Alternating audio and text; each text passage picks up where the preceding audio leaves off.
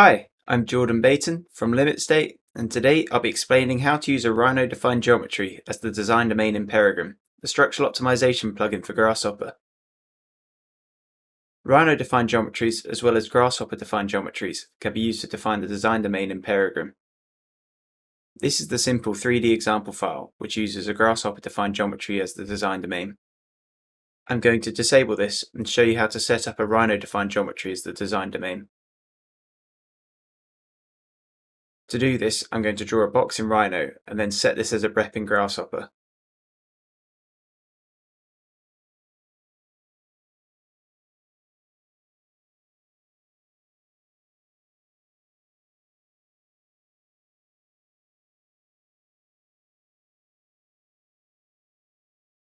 The rep can then be connected to the mesh input to the design domain component, and the layout optimization can be solved as before.